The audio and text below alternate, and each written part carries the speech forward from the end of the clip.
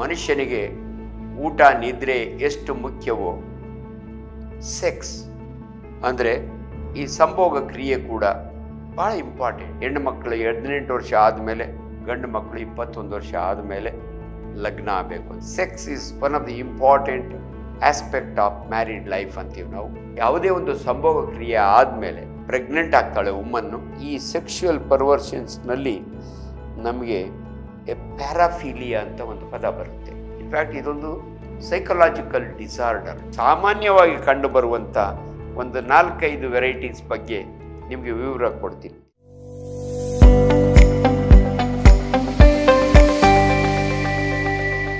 ನಮಸ್ಕಾರ, ಡಾಕ್ಟರ್ ಆಂಜನಪ್ಪ. ಈಗ ನಾನು ಭಾಳ ಇಂಪಾರ್ಟೆಂಟ್ ಟಾಪಿಕ್, ಮನುಷ್ಯನಿಗೆ ಊಟ ನಿದ್ರೆ ಎಷ್ಟು ಮುಖ್ಯವೋ ಸೆಕ್ಸ್ ಅಂದರೆ ಈ ಸಂಭೋಗ ಕ್ರಿಯೆ ಕೂಡ ಭಾಳ ಇಂಪಾರ್ಟೆಂಟ್. ಅಂದರೆ ಒಂದು ಪರ್ಟಿಕ್ಯುಲರ್ ಏಜ್ ಇದೆ ನೋಡಿ. ಸಂಭೋಗ ಕ್ರಿಯೆ ನಡೆಯೋದು ನ್ಯಾಚುರಲ್, ಬಟ್ ಅದಕ್ಕೊಂದು ಏಜ್ ಅಂತ ಲಿಮಿಟ್ ಮಾಡಿದ್ದಾರೆ. ಯಾಕಂದರೆ ಆರೋಗ್ಯದ ದೃಷ್ಟಿಯಿಂದ ಯಾವುದೇ ಒಂದು ಸಂಭೋಗ ಕ್ರಿಯೆ ಆದಮೇಲೆ ಒಂದು ಪ್ರೋಜನಿ, ಒಂದು ಸಂತಾನ ಉತ್ಪತ್ತಿ ಆಗುತ್ತೆ. ಪ್ರೆಗ್ನೆಂಟ್ ಆಗ್ತಾಳೆ ವುಮ್ಮನ್ನು, ಅದನ್ನು ಡೆಲಿವರಿ ಇರ್ತದೆ. ಅದರದ್ದೇ ಆದ ತನ್ನ ರಿಸ್ಕ್ ಇರೋದರಿಂದ though it is a very pleasurable act, ಇದು ಎಂಡ್ ಪ್ರಾಡಕ್ಟು ಪ್ರೆಗ್ನೆಂಟ್ ಆಗ್ಬೋದು.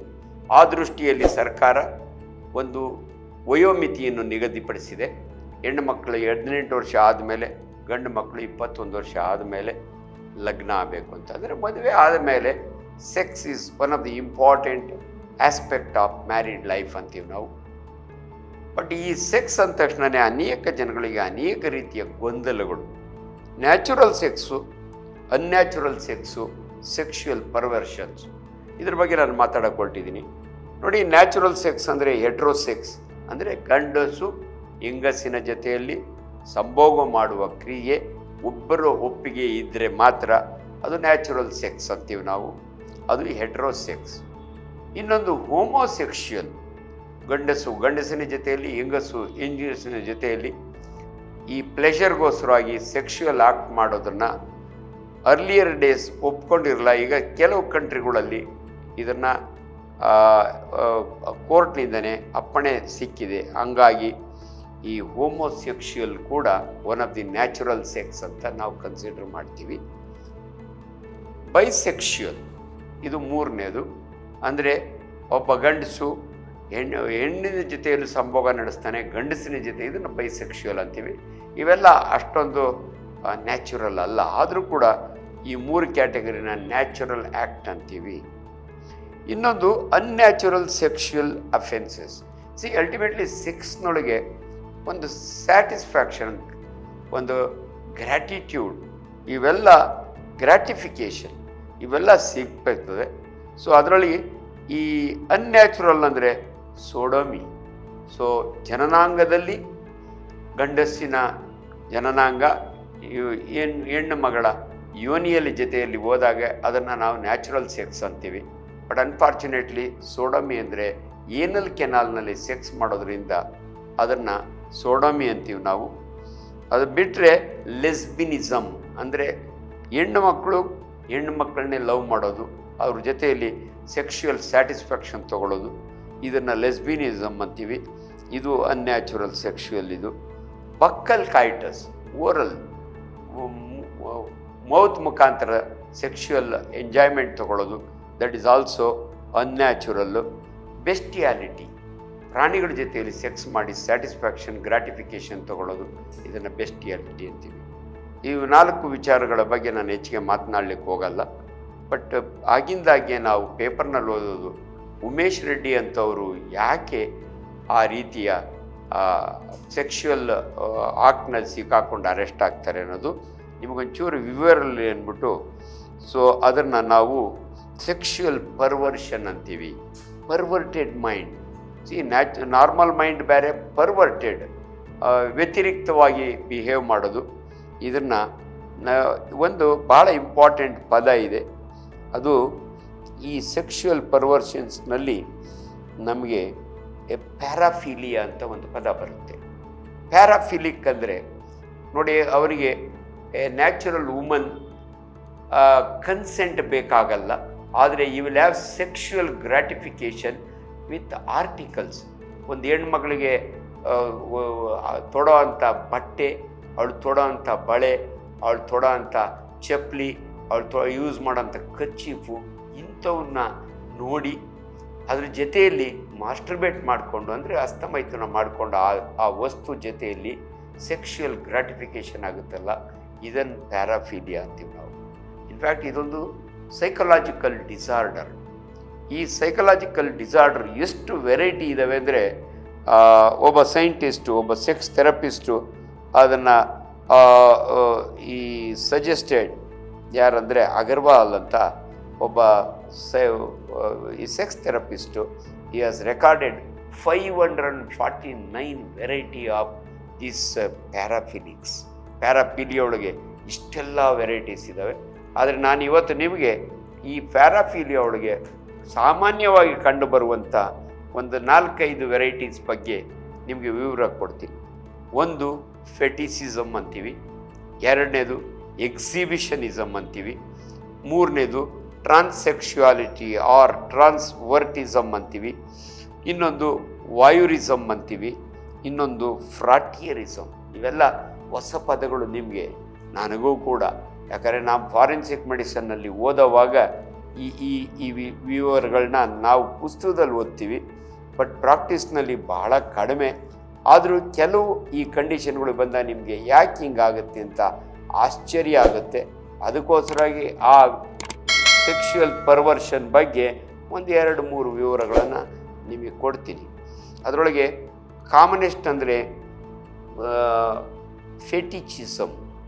ಈ ಪರ್ವರ್ಷನ್ ಹೆಂಗಿರುತ್ತೆ ಅಂದರೆ, ಅವ್ರಿಗೆ ಸೆಕ್ಷುವಲ್ ಗ್ರಾಟಿಫಿಕೇಷನ್ ವಿತ್ ಯಾವಾಗ ಆಗುತ್ತೆ ಅಂದರೆ, ಹೆಣ್ಣು ಮಕ್ಕಳ ದೇಹ ಅವ್ರಿಗೆ ಬೇಕಿಲ್ಲ, ಆದರೆ ಅವ್ರು ಹಾಕ್ಕೊಳ್ಳೋ ಅಂಥ ಬಟ್ಟೆ, ಅವಳು ಹಾಕ್ಕೊಳ್ಳೋ ಅಂಥ ಕರ್ಚೀಫು, ಶೂಸು, ಕೂದಲುಗಳು, ಸೊ ಇಂಥವನ್ನ ಅವರು ಕಲೆಕ್ಟ್ ಮಾಡ್ಕೋತಾರೆ. ನೀವು ನೋಡಿರಬೇಕು, ಈ ಪರ್ವರ್ಟರ್ಸು ಹಾಸ್ಟ್ಲಿಗೆ ನುಗ್ತಾರೆ ರಾತ್ರಿ ಹೊತ್ತು, ಹೆಣ್ಣು ಮಕ್ಕಳಿಗೆ ಏನೂ ತೊಂದರೆ ಕೊಡೋದಿಲ್ಲ, ಆದರೆ ಅವರು ಬಟ್ಟೆಗಳನ್ನ ಒಣಗಾಕಿರ್ತಾರಲ್ಲ, ಕಾಚ ಕತ್ಕೋತಾರೆ, ಶೂಸ್ ಕತ್ಕೋತಾರೆ, ಅದನ್ನು ತೊಗೊಂಡೋಗಿ ಅದ್ರ ಜೊತೆಗೆ ಮಾಸ್ಟರ್ಬೇಟ್ ಮಾಡಿಕೊಂಡು ಅವರಿಗೆ ಸೆಕ್ಷುವಲ್ ಸ್ಯಾಟಿಸ್ಫ್ಯಾಕ್ಷನ್ ಆಗುತ್ತೆ. ಇದನ್ನು ನಾವು ಫೆಟಿಚಿಸಮ್ ಅಂತ, ಇದೊಂದು ಪದ, ಫೆಟಿಸ್. ಇನ್ನೊಂದು ವೆರೈಟಿ ಎಕ್ಸಿಬಿಷನಿಸಮ್ ಅಂತೀವಿ ನಾವು. ಇನ್ನು ಕೆಲವರು ಗಂಡಸ ಮಕ್ಕಳಿಗೆ ಪಬ್ಲಿಕ್ ಪ್ಲೇಸ್ನಲ್ಲಿ ತಮ್ಮ ಪ್ರೈವೇಟ್ ಪಾರ್ಟ್ನ ಎಕ್ಸಿಬಿಟ್ ಮಾಡ್ತಾರೆ, ಹೆಣ್ಮಕ್ಳು ನೋಡಲಿ ಅನ್ನೋ ರೀತಿಯಲ್ಲಿ ನೋಡಿ, ಅದರಿಂದ ಅವ್ರಿಗೆ ಸ್ಯಾಟಿಸ್ಫ್ಯಾಕ್ಷನ್ ಆಗಿ ಅದರಿಂದ ಆರ್ಗ್ಯಾಸಮ್ ಬರುತ್ತೆ, ಎಜಾಕ್ಯುಲೇಷನ್ ಮಾಡ್ಕೋತಾರೆ. ಇವೆಲ್ಲ ಪದಗಳನ್ನ ಮಾತನಾಡುವಾಗ ಭಾಳ ಕೇರ್ಫುಲ್ಲಾಗಿ ನಾನು ಮಾತಾಡಬೇಕು. ಎಲ್ಲೋ ಒಂದು ಕಡೆ ಇದೆಲ್ಲ ಈ ಪರ್ವರ್ಟೆಡ್ ಕ್ಯಾರೆಕ್ಟರ್ಸ್ ಬಗ್ಗೆ ನಿಮ್ಗೊಂಚೂರು ಅರಿವಿರಲಿ ಅನ್ನೋದ್ರ ದೃಷ್ಟಿಯಿಂದ ಇದನ್ನು ಮಾತಾಡ್ತಾ ಇದ್ದೀನಿ. ನಿಮಗೆ ಜಸ್ಟ್ ಅರಿವಿರಲಿ, ಇಂಥವ್ರು ಇರ್ತಾರ ಅಂತ ನಿಮ್ಗೆ ಹೇಳಿ ಅಂತ ಹೇಳ್ತೀನಿ. ಸೊ ಇನ್ನೊಂದು ಫ್ರಾಟ್ಯೂರಿಸಮ್ ಅಂತ ಇದೆ.